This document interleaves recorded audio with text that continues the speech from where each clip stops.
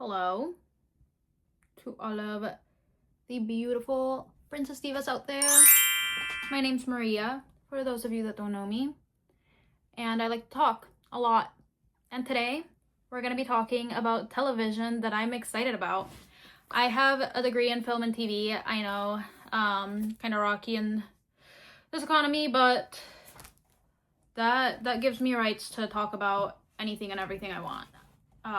Obviously my opinions are my own. You're entitled to your own opinions, and we're gonna get right to it. The first TV show that I'm gonna talk about is Yellowjackets season 4.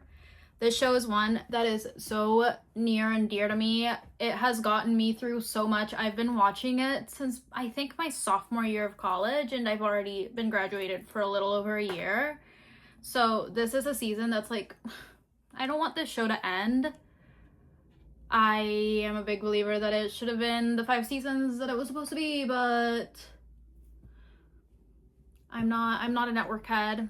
I can't make that decision. We've gotten to know all the characters pretty well, besides Van. Now, something that's really interesting about this is that Molly Ringwald was actually, not so long ago cast to play her mom.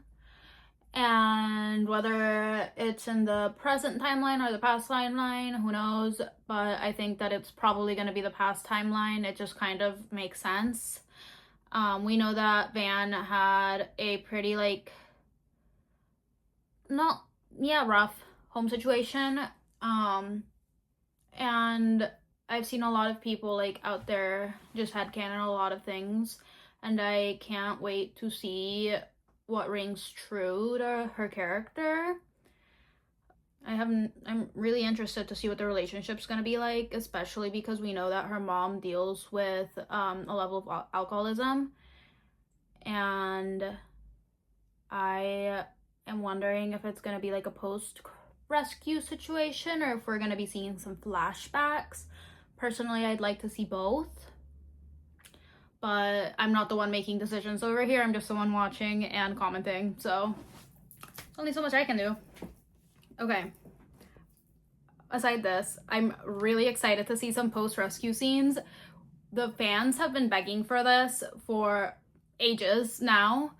And we've seen some, like when Lottie was taken to the psych ward, and some pretty horrendous things were done to her there.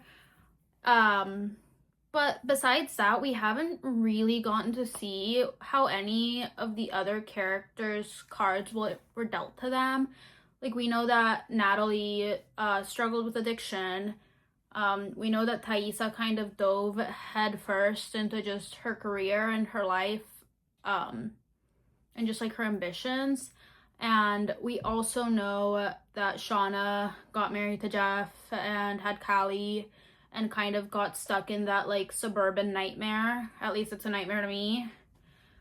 But I don't know what Van was up to be honest. She was kind of an enigma. She disappeared off the face of the earth and kind of isolated herself from everyone.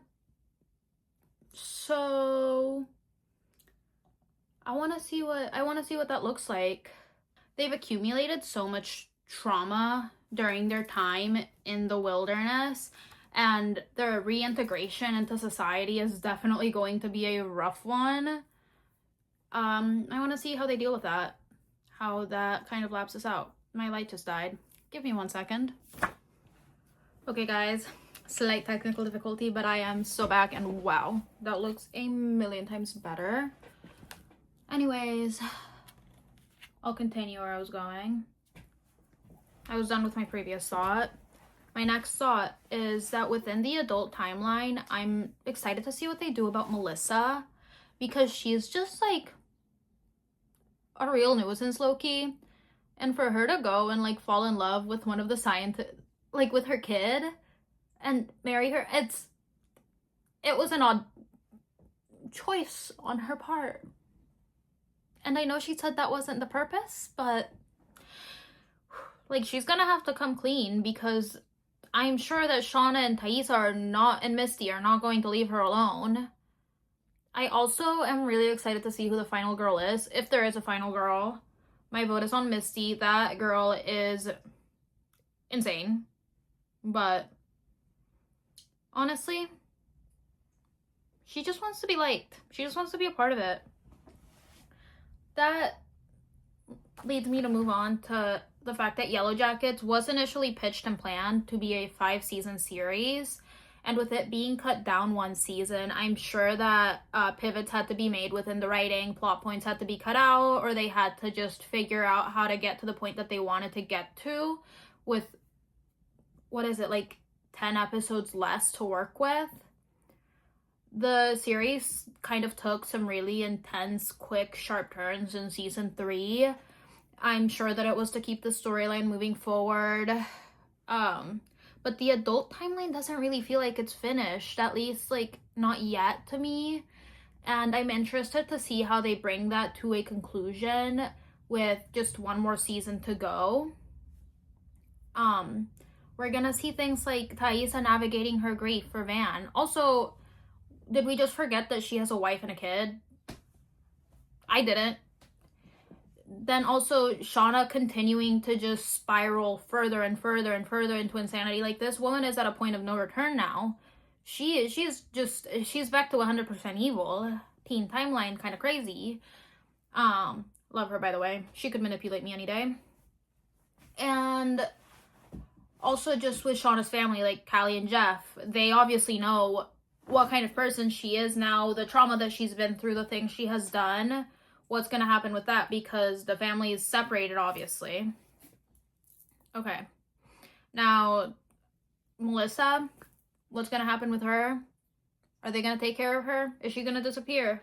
What's going to happen? We'll have to find out.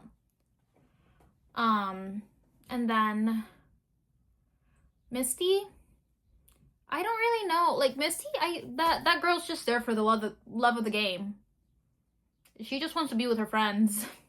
And I love her so dearly. God. I love an insane girl. Regardless of anything, I'm still just really excited to see what they do with the season. The writers are so talented. The cast members are so talented. Just such a great series all around. And I want to see what they do with this final season. It doesn't have an official premiere date yet, but it's supposed to, or like rumored to air sometime in late 2026 or maybe early 2027, since they did just wrap up filming not too long ago. I honestly would love a Yellowjackets Thanksgiving episode.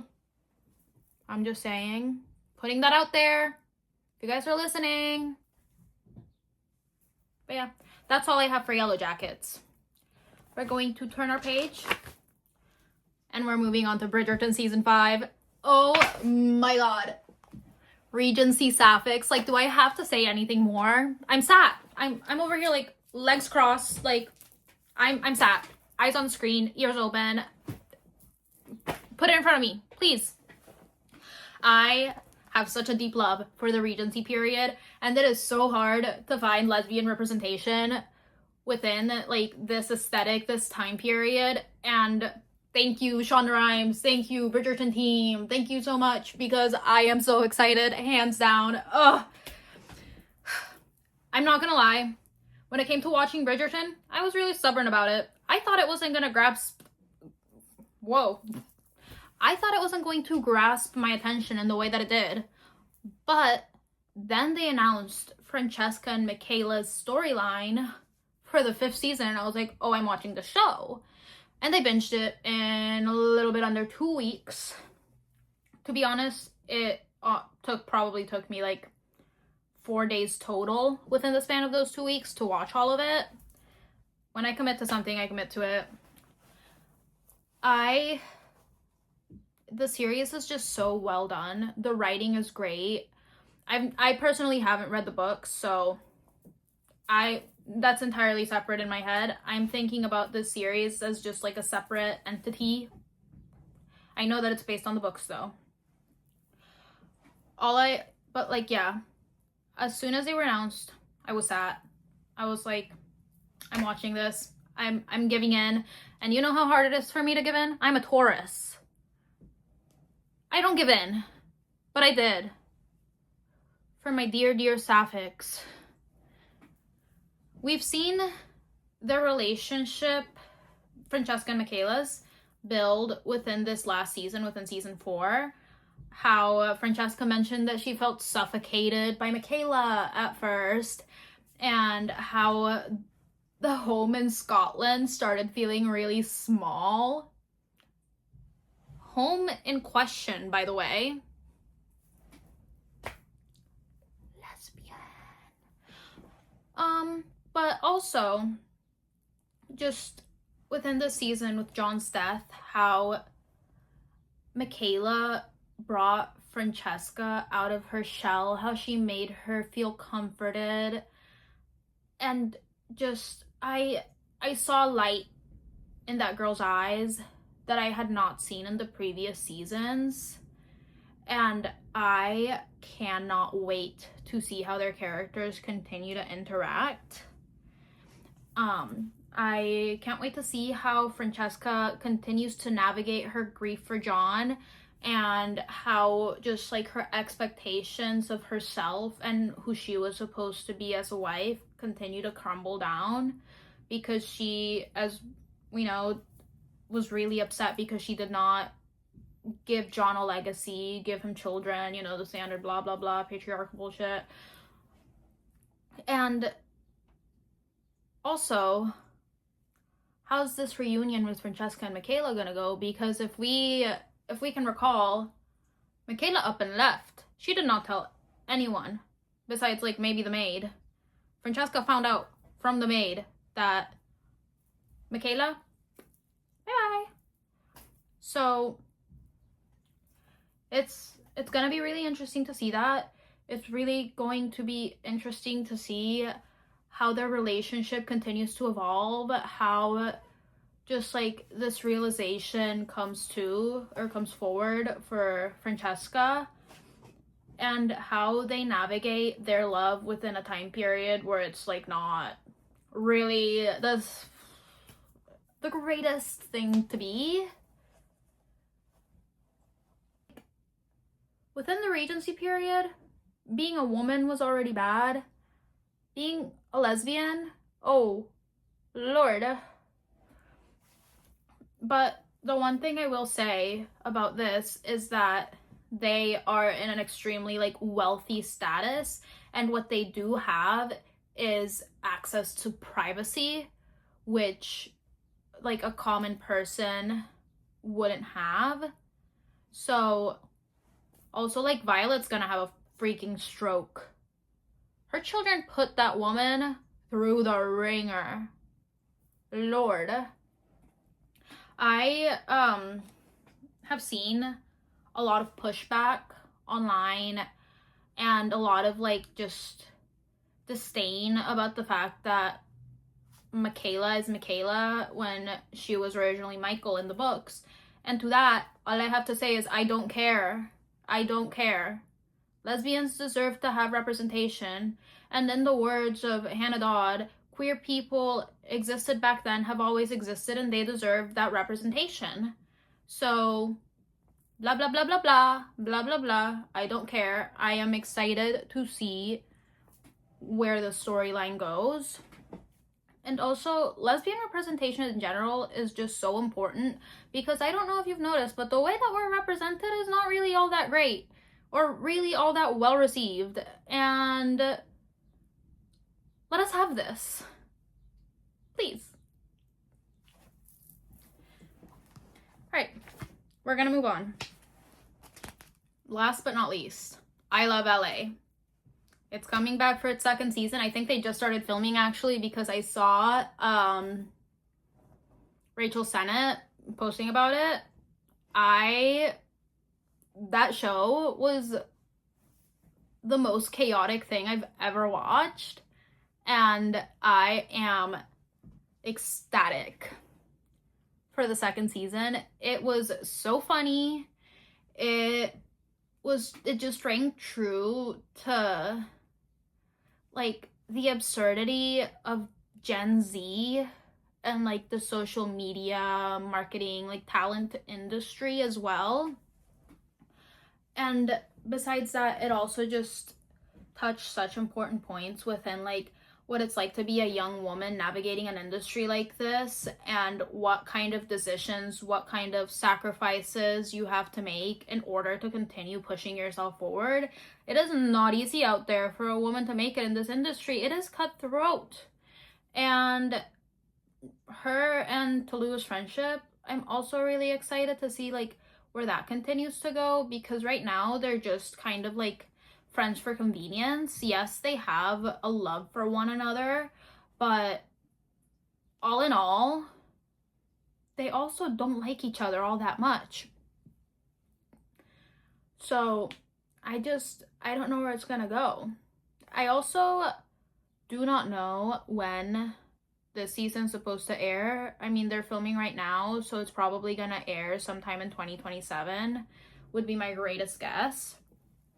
Either way, between like this, Overcompensating, and Adults, the sitcom world is feeling like really amazing to me right now. I am loving all of like the Gen Z sitcoms that we're finally getting, because our experience is different than the experience of millennials and the experience of like our Gen X parents, and it comes across so funny because like we finally know like what's going on, and like these are made for us to enjoy, and I'm gonna treasure that for as long as I can.